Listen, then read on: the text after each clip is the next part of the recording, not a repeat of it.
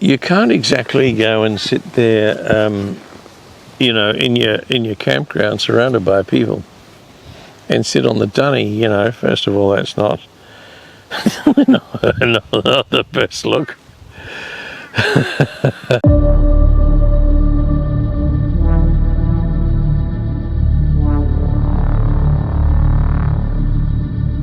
Let's talk about the trip and what it is that we discovered from the shakedown.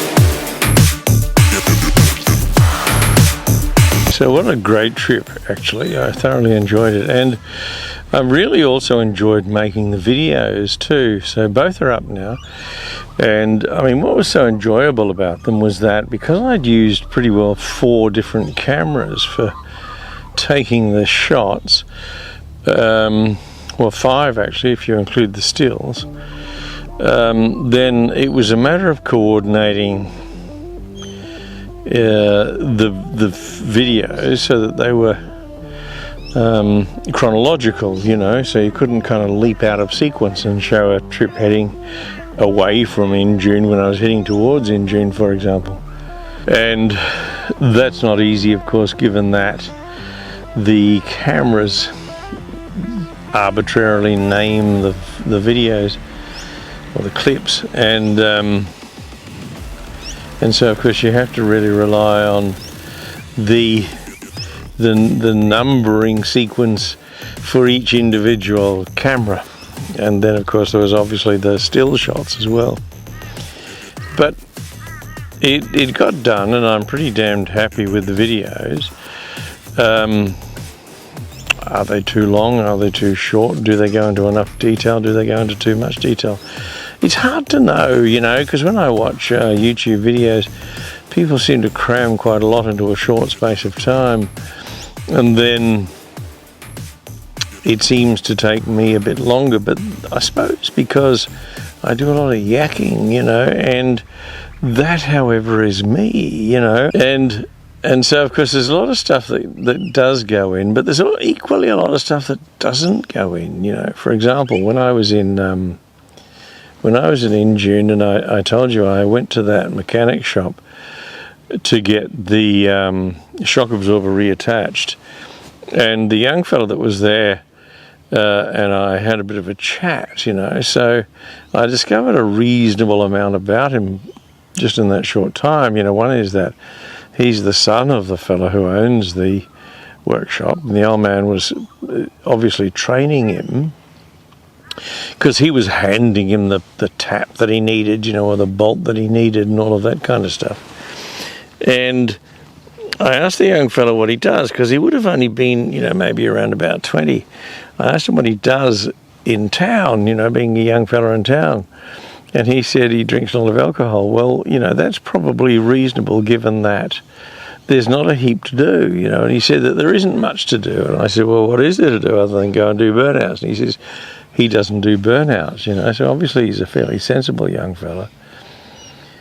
He told me he was born in Injune and that he'd never leave, you know. And I asked why he wouldn't, because a lot of people do leave small country towns that's a huge problem, you know, because of course there's such a big lure in cities for young people for either study, you know, whether it be university or work, because you can get more possibilities, potential jobs, as well as that they'll pay a lot more. And of course then for also meeting people, you know, so hanging out with other people your own age and or meeting a partner, you know. So, but he said he loves it, he'll stay, and he doesn't particularly like people. Well, that's fair enough, but I think by that he's kind of like me in that regard. It's not a case that you actually don't like people, we just say that kind of stuff, but that we don't like crowds, more like it, you know. And so I notice it immediately the moment I come back into town is how crowded it is. And I wasn't born in June, but so imagine someone who was. It must seem dreadful to go into a big city, you know, say such as Brisbane, but of course even closer, larger centres like Roma and Dalby, which must seem as though they're kind of bustling with activity, when of course he's only used to a few trucks going through town and otherwise silence. You heard some of those reports where I was standing on the road and it's just utterly silent. And you just don't get that in cities. Nowhere is it ever just silent.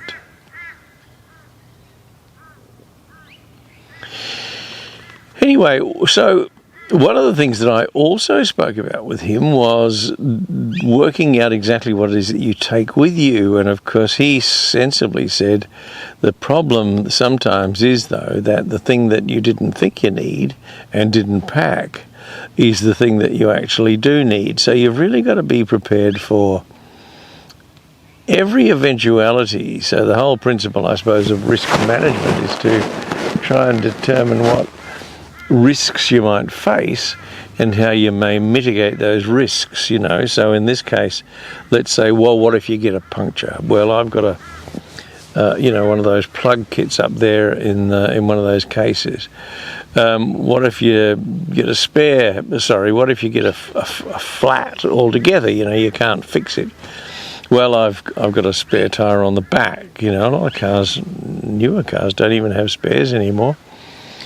I've got a jack.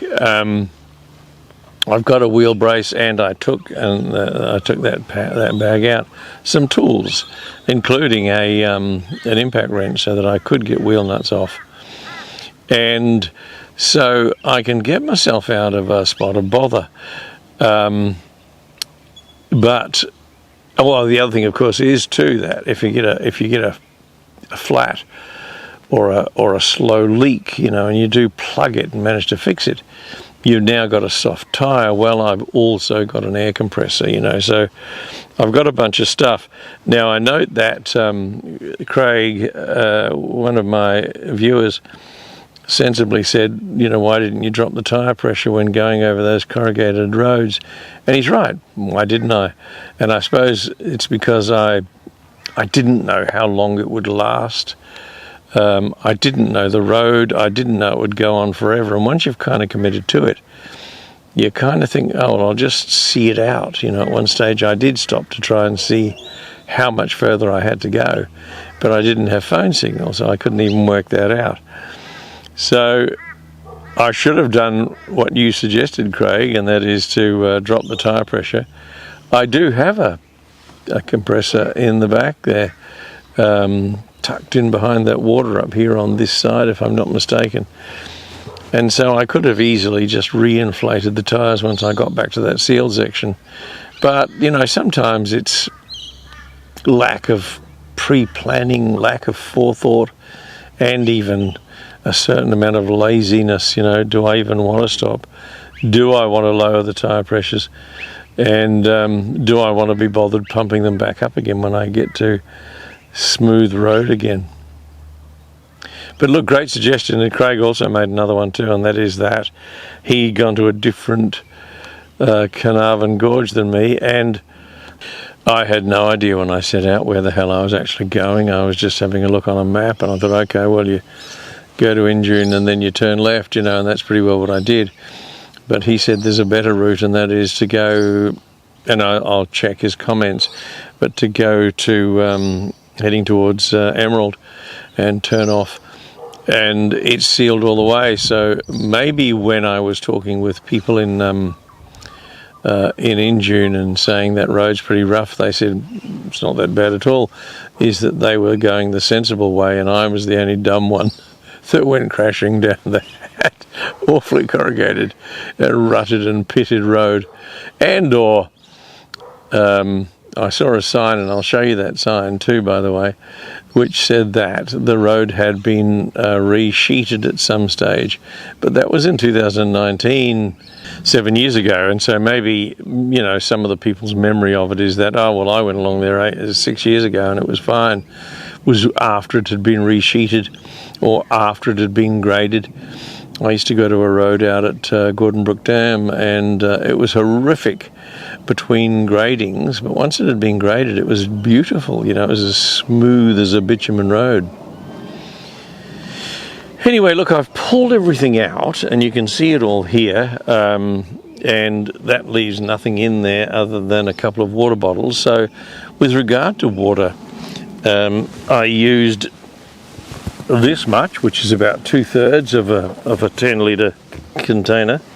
At least it says it's 10 litre. It seems bigger than that to me, but what does it say? Yeah, 10 litre level. Anyway, 2/3 of that, and that was just really for washing things.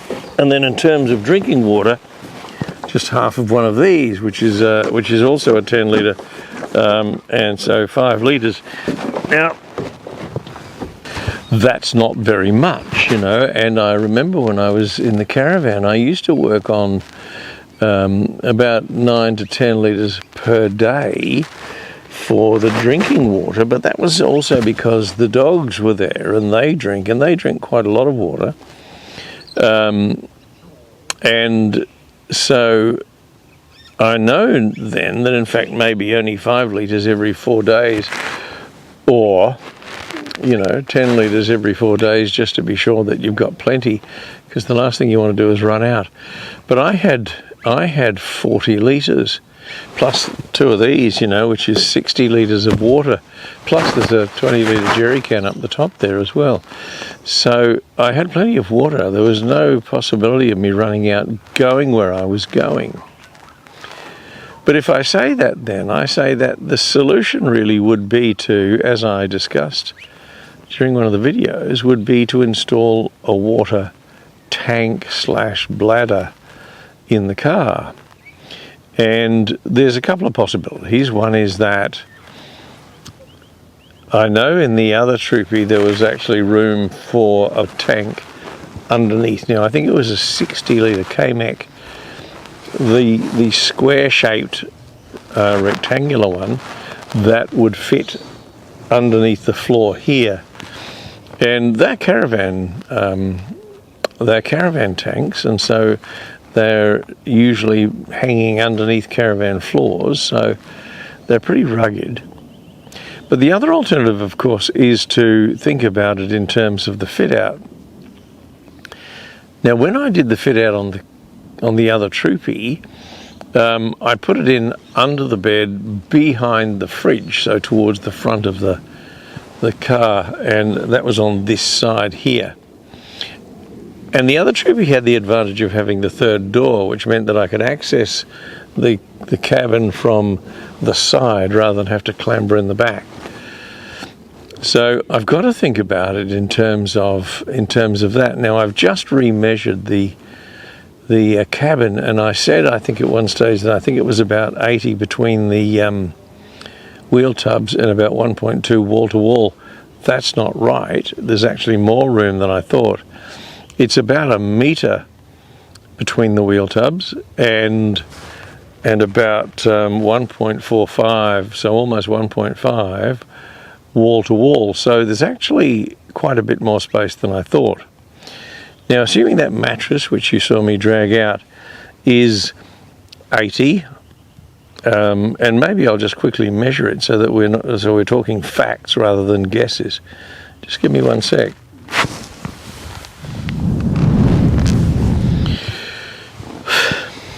So it's just under 80, but let's call it 80 for now. So we have to start thinking about how we proportion it out. Now, another of my viewers said, well, time to grab some plywood and start building. And yes, you're right. So if I think about it in terms of, say, putting the bed on that side,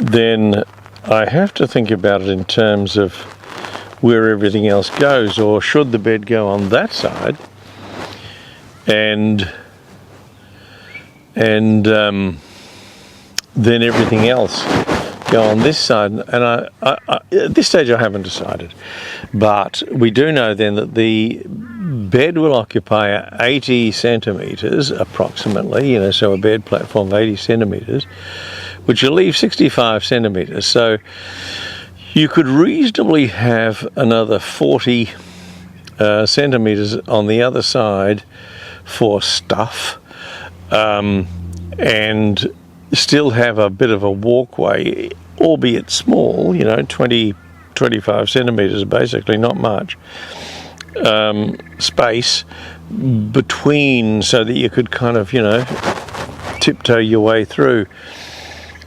And what I'm thinking of, because of course both sides are interrupted by the wheel tubs, is that you use the space both in front of and behind the wheel tubs, and hide them underneath platforms of some sort. So on one side the bed platform, and on that side you'd have an 80 centimeter wide space underneath it in front of the wheel tub, which is pretty difficult to access. So that's where you'd put something like, let's say, a water tank and or battery or batteries, and I'll get to that in just a moment. Now the K-Mac water tank that I had installed in the other Troopy was 865 wide, so pretty well that 80 centimeters, and about 50 centimeters, so half a meter long, and about 20 centimeters tall. So it would actually fit very nicely in front of the wheel tub, because that's about an 80 centimeter space there. So it would fit very nicely in there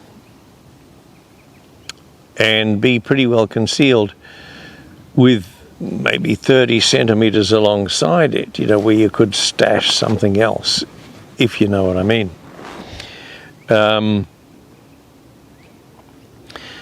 On the other side, however, is probably where you'd think about putting batteries. Now, in terms of batteries, think, well, how many do you want and or need? In the other Troopy I had 3, and then eventually 2 because one failed, but then I went back to 3 when I replaced them, and they were all 75 amp hour each, so 225 amp hours of battery power, and that was adequate to run a fridge 24 hours a day, 7 days a week, as long as I was either driving and or using a solar panel, and I had a solar panel to charge them.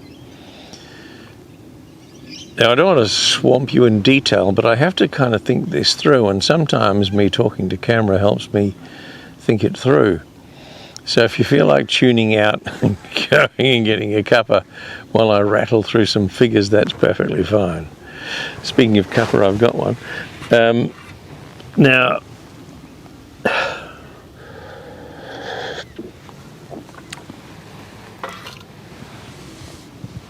I have been thinking about installing an RV style air conditioner.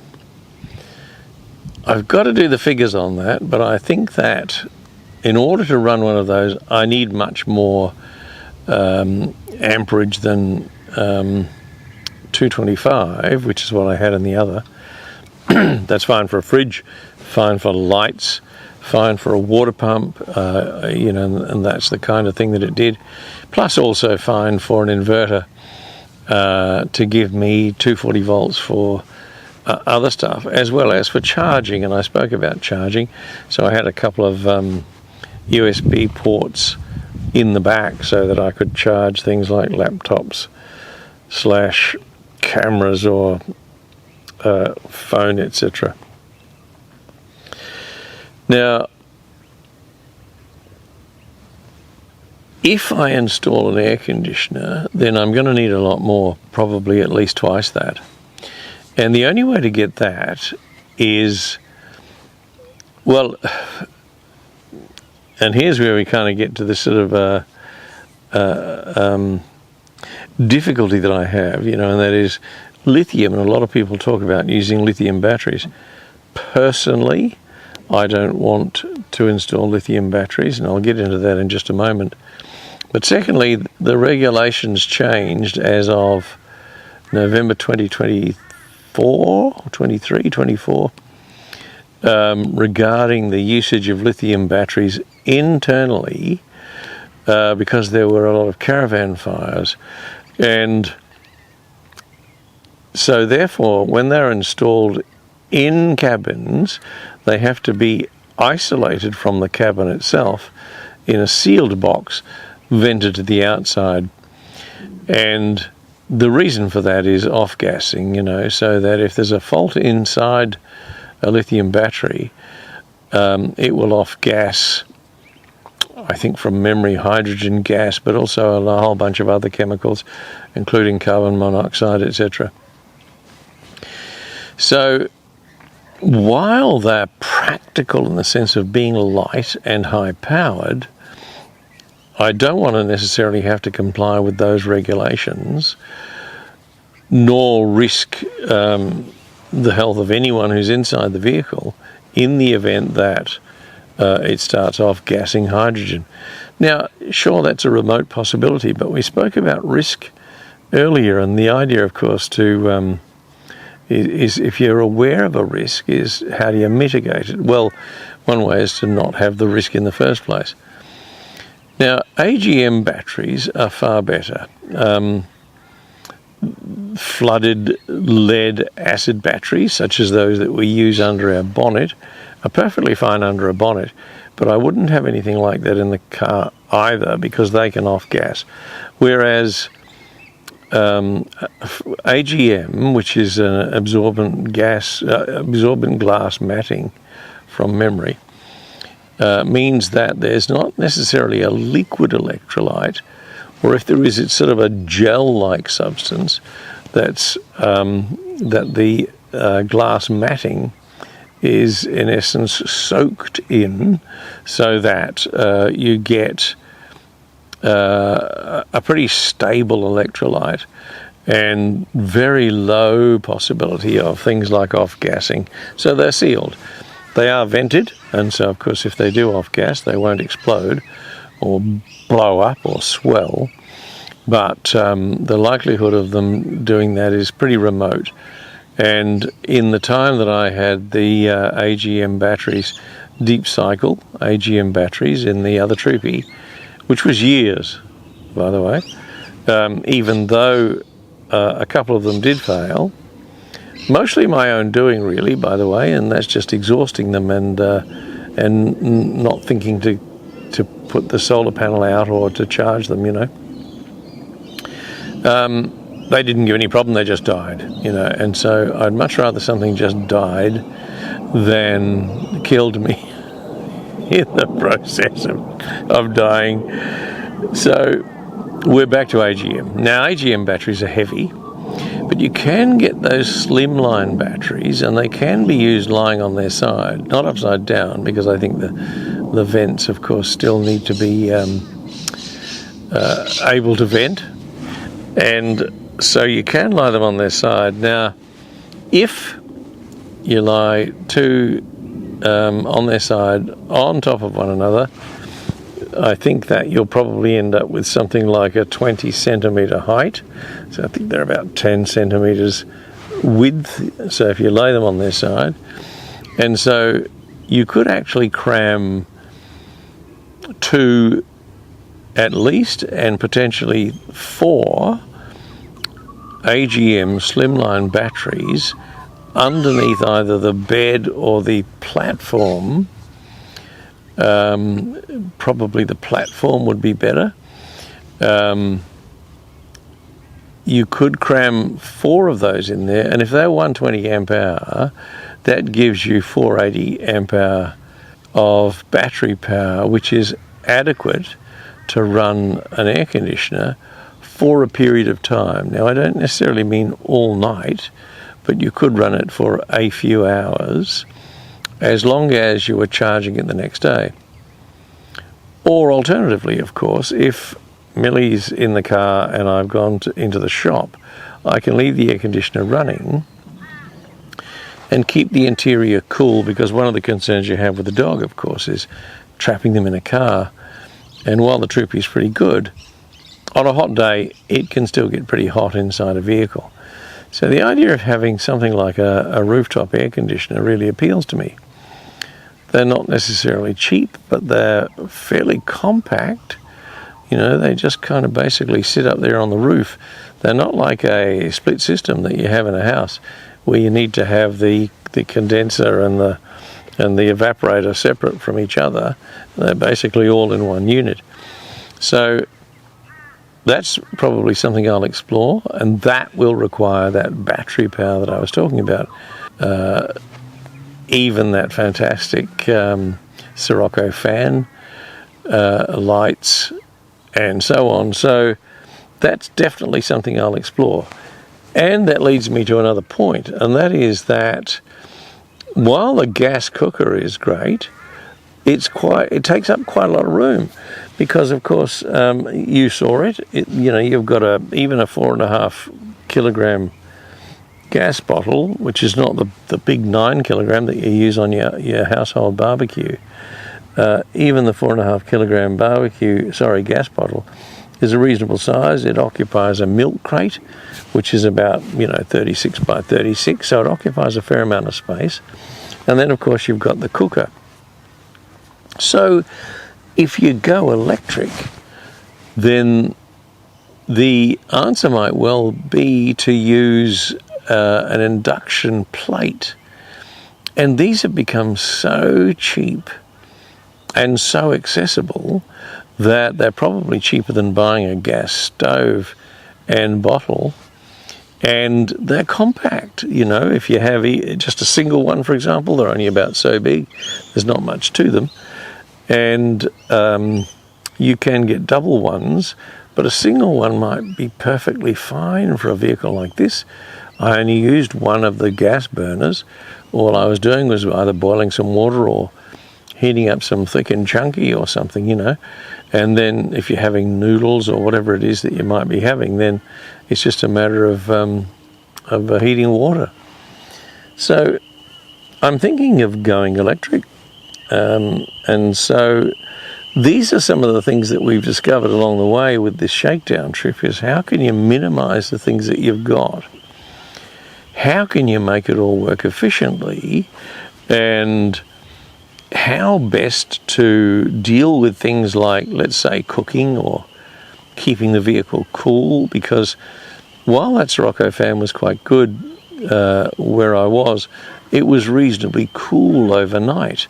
So all I had to do was try and dry the sweat off my face after exerting myself getting in and out.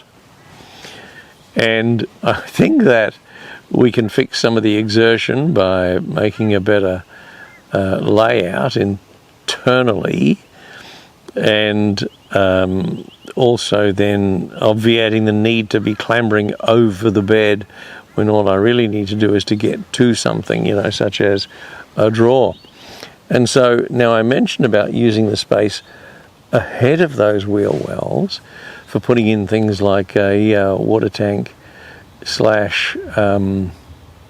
battery, on either side, and we'd need to do some measurements, but I think water tank under the bed, batteries on the other side, because the batteries won't occupy as much space. And there's one other thing which I've got to get to yet too.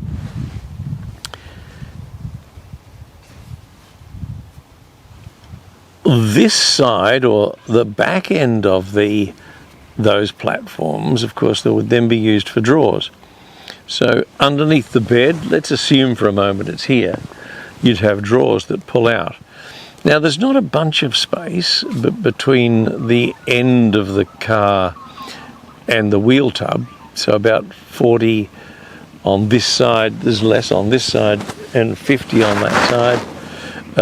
I'm assuming less on this side because of things like the fuel filler, for example. That probably gets in the way. But about 40 on this side. And the only issue we need to think about, of course, is that on this side, behind a kind of a little covered area on this side, is where the jack is. So we have to think about access to that. So that's a problem to solve, but we can work on that. But if in fact then you have all the things that you need, you know, because if you're having a look at it, it's basically all here. I don't know whether you can see that from there, but I'll show you.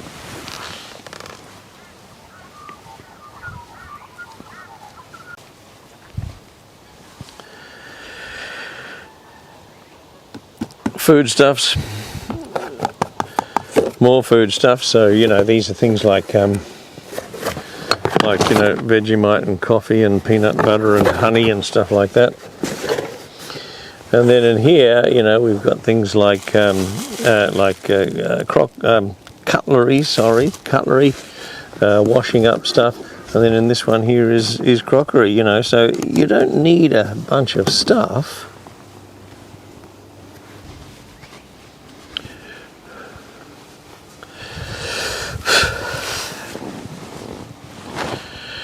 So drawers on either side that you pull out, and that's where you have your foodstuffs and or your crockery and cutlery, you know. So on this side here, for example, assuming that we're cooking on this side, you would have things like, you know, pots, pans, cooking items and plates, etc.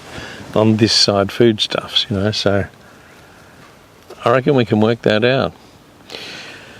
Now, I did say there was one other thing to think about, and that, of course, is the fridge, because it's quite a large box.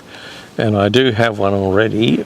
I don't have the exact dimensions, but that itself would then have to go probably up the front, because it's not something that you'd be accessing all the time, but it is still accessible.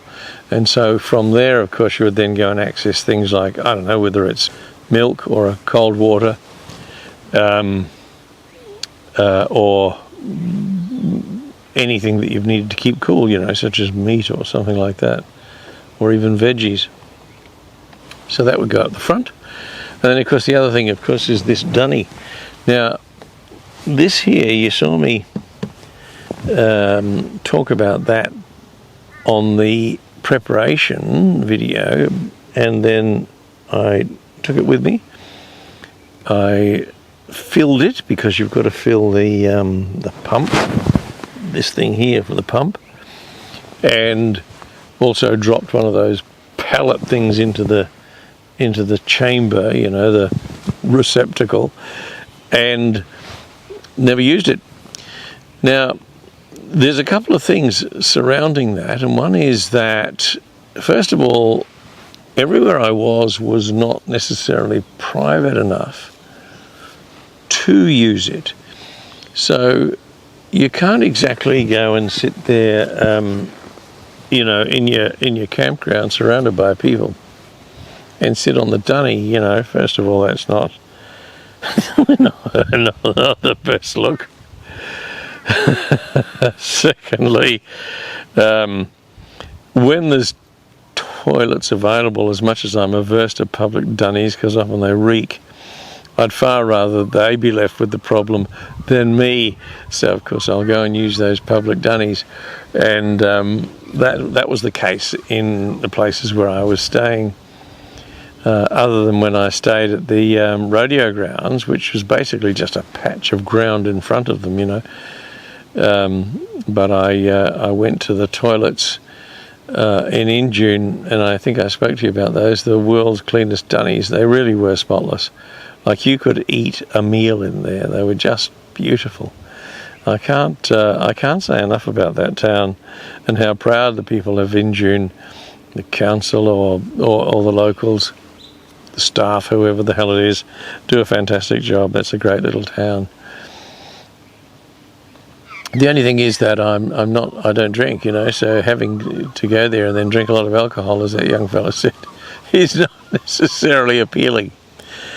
Now back to the dunny, and that is that when I was at Archer's Crossing, because there were no toilets there, so at Judge Lagoon there was a toilet, but at Archer's Crossing there was no toilet. There were no facilities at all. And so, apart from a kind of little covered area with a table, which is like a little picnic or barbecue area, there was nothing. But there were a couple of people staying there who had a couple of those toilet tents. So those things which you could rig up, hang off the roof rack, for example, theirs weren't, they were freestanding. But they were in caravans, you know, so maybe they were caravans obviously that did not have toilets in them. But they set up these toilet tents, and you could just stick your toilet in there.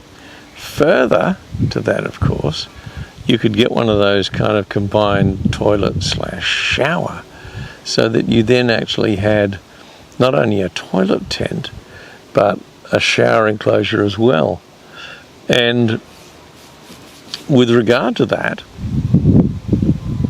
you could either use your onboard water, or alternatively, I've seen these remarkable little pumps that you just drop into a bucket of water and use that as your shower. So that'd be a great idea, because then you could actually just drop a kettle full of hot water in and give yourself at least a tepid shower, if not hot.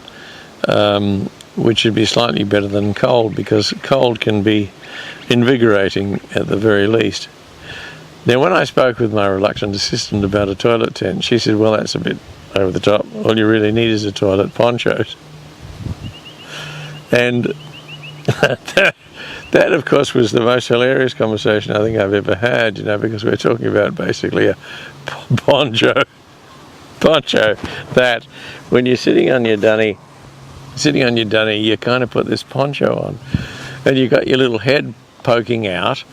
And I said, but the problem then, of course, is that, you know, because you put your arms through the armholes, you see, and you can't necessarily take care of the business afterwards, because people would see it. So you then need like a fake arm. Fake arm. Meanwhile, you know, you're doing the stuff back there, while it looks as though both of your arms here are just sort of sitting on your lap. But she suggested, in fact, that you don't have armholes at all. You just sort of have your head popped out, you know, so it's kind of like this, and then everything else is completely underneath. And so you're then free to kind of beam at people, and as they go by, they go, morning, you know, as you know what I mean? So, but I think that, strangely, despite that, even though I said that's a great idea and she should think about marketing it, when she Googled it, she found that someone already had. So it seems that no matter how creative you are, someone else is always beating you to the punch. So there is no money in it, I can assure you. So don't take this idea and run with it, because someone in China has already done it and they're selling them on Temu or Alibaba or something. No, I don't want to bore you to death, but I just really wanted to do a bit of a wrap up, that's all. That the shakedown trip was tremendously successful. I had a great time. It was tiring, you know, because I'm not accustomed to. Well, I'm such a homebody, I suppose. So I'm not accustomed to driving during the day, you know, then sleeping on a cramped old bed at night. So I think we can fix that problem. I don't mean the problem of driving, but the problem of a cramped old bed, you know, by making ourselves that platform and thinking carefully about how you make it as easily accessible as possible. I've got to decide which side, right or left, for the bed platform. The left makes the most sense, except that's really where you're cooking. And I think it was the left because I thought about entering on this side, but in truth, you have to enter down the middle anyway, so you've got to open both doors. So it could be either side, and in terms of water tanks / fills / discharge points, maybe this side is the best. But I just need to think it through. In terms of access to power, naturally you'd want to connect the house batteries up to the alternator or the main battery, so that when you're driving you can recharge all of the batteries. And there's a couple of considerations there. So one is that obviously you need to isolate them when you're parked so that you don't discharge your start battery as you discharge your house batteries. Last thing you want to do is jump in the car in the morning and you flatten the battery and you can't start it. And then the second thing, of course, is having enough alternator power to charge them. So do you need to at that point then upgrade your alternator so that you're delivering enough charge to be able to charge those house batteries too? And I don't think that that's a particularly difficult problem. There's some cost involved, a few $100 I should think for an upgraded alternator, but it would help then, I think, in being able to charge those 4 house batteries up as you're driving. And then of course there's how do you fill the water tank, and how do you access the water once it's in the tank. Now in the other Troopy I had a fill hose which was up here basically, so you put a hose into it and filled it up with a hose, and then there was a water pump and a switch on a panel just in here. I'll see if I can find a photo of that for you. And so when you pressed the switch, it pumped water out of a little, basically a pipe, into something. So I think it's a matter of thinking through that. In terms of filling, I'm wondering then whether in fact you put a fill outlet on the body of the car. I've always been averse to drilling holes in vehicles, but I think that in an older vehicle like this, it's certainly not going to hurt if we punch a hole through the side of the car, whichever side it ends up on, probably that side, so we can fill the tank, bearing in mind that at the same time too we have to have an air vent. You can't just pump water in without letting the air that's in it escape. Otherwise, and I've seen this happen. People rig up their their tanks, and they put a hose clip fitting on there, a hose fitting I should say, clip it on, turn it on, and of course the tank explodes because you're pumping water into it, but the air can't escape. So on the other one, I had an air vent. There's an air vent on the top of them. I don't know why the hell people wouldn't use that. Then had an air hose, just one of those thin, clear hoses running out to let the air vent out and or vent back in again as you're pumping the water out, because you need to equalize the pressure. I'm looking forward to this. I think this is going to be pretty exciting. I'd like you to come along with me on that fit-out journey. I noticed that my viewer did say that he's done 4 or 5 iterations of it, and I think that's definitely the case. I know that when I did the fit out on the other Troopy that I had, I did one version, but I was pretty unhappy with some aspects of it. One of them being that when I put the batteries in, for example, I built the battery cabinet, put the batteries in, and then realized, well, I could extend that cabinet down to the back here and then put all of the electronics in it as well. So it came through to the back, and once again, I'll see if I can find a picture of that for you. But it came through to the back here where the USB ports were, as well as the inverter for getting mains power. But the problem was that it wasn't perfectly aligned, so that when I fitted the lids on them, they didn't open straight, they opened crooked, so they banged into each other, you know, because that wasn't perfectly aligned. So, you know, you have to think about these things before you do them, and in that case, I didn't. And I'm sure that might be the case with you, you know, is that you've done something and then thought, well, that didn't work out exactly as I planned. So the idea is to do a lot more planning than I had. The same is true of the water tank on the other Troopy, in that by the time I came to fit the water tank, I'd already fitted the bed. And so therefore I had to remove the bed in order to put the water tank in and then put the bed back in on top.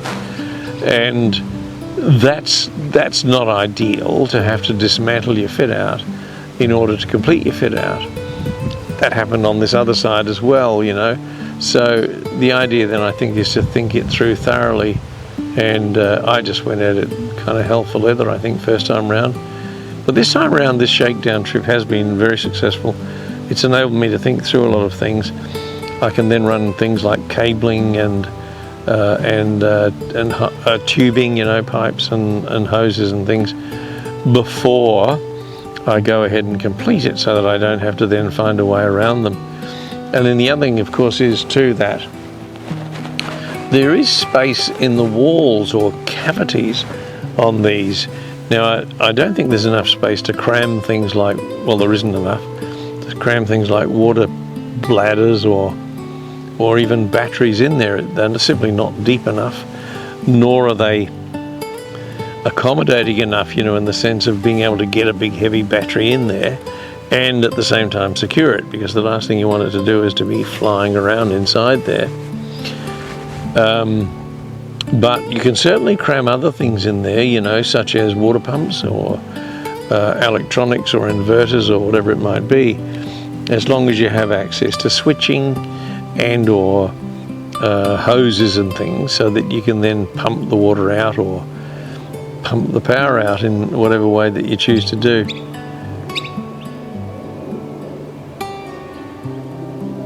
I was watching the antics of birds.